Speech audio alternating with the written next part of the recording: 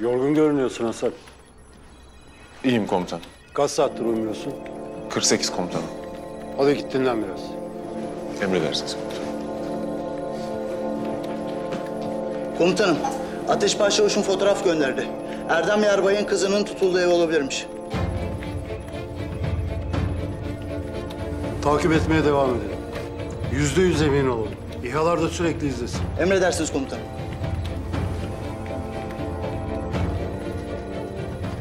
Kıdemli Çavuş Güllüoğlu. Komutanım, müsaade ederseniz Erdem Yarbay'ımla görüşebilir miyim? Erdem Yarbay'ım, eşiniz Güler Hanım geldi. Dışarıda sizi bekliyor. Müsaadenizle komutanım. Tamam abi.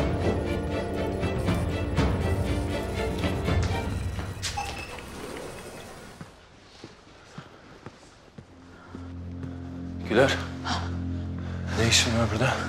Hala bir haber yok mu? Deliriyorum ben Erdem. Bul artık kızımı. Az kaldı. Sık dişini. Dayanamıyorum. Günlerdir gözüme uyku girmiyor. Nerededir, ne haldedir, aç mı, susuz mu? Şu an bütün herkes kızımızı arıyor. Başına kötü bir şey gelmedi değil mi? Hayır. Gayet iyi, merak etme. Benim çok acil işlerim var. Biraz daha sabret. Sabret, sabret. Sabrediyorum zaten. Daha ne kadar sabredeceğim? Yeter artık ya, dayanamıyorum. Bir şey oldu da benden mi saklıyorsun yoksa? Kimseden bir şey gizlediğim falan yok.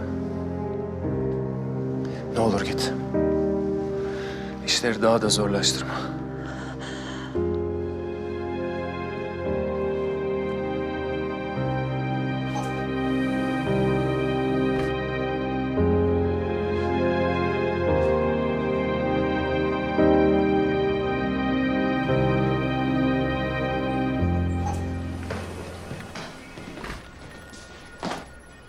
Komutanım, bir şey var mı? İHA'lar bölgeyi inceliyor. Bir görüntü alır almaz çıkacağız.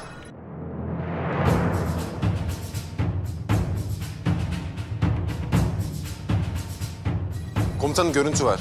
Nazlı Hanım'ın kaçırıldığı araç. Az önce Ateş Başçavuş'un bahsettiği evin önünde durdu. Bilal, sen timini hazırla. Ben de kurmay başkanımla görüşeceğim. Emredersiniz komutanım. Devrem. Bilal. Hayırdır, nereye koşturuyorsun böyle? Nazlı'nın yerini bulduk. Hangi Nazlı? Nasıl hangi Nazlı? Komutanımın kızı. Terör örgütünün elinde Devrem. Ne diyorsun ya? Erdem Yarbay'ın kızı Nazlı.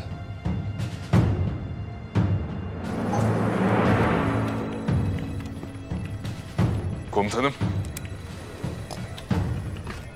Ne işin var senin burada? Operasyona ben de katılmak istiyorum komutanım. Bilal gidiyor operasyona. Biz gidelim komutanım. Ne derdin var yine? Komutanım köse de işin içinde. Kızınızı tutanların başı o. Sen hiçbir yere gitmiyorsun. Neden komutanım? Çünkü ben öyle istiyorum. Yavuz Üsteğmen'i alay dışına çıkarın. Ne? Çıkarın dedim.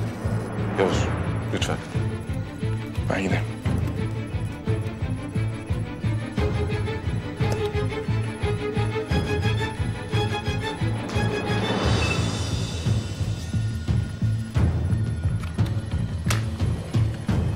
Kurmay Başkanlığı'ndan komutanım.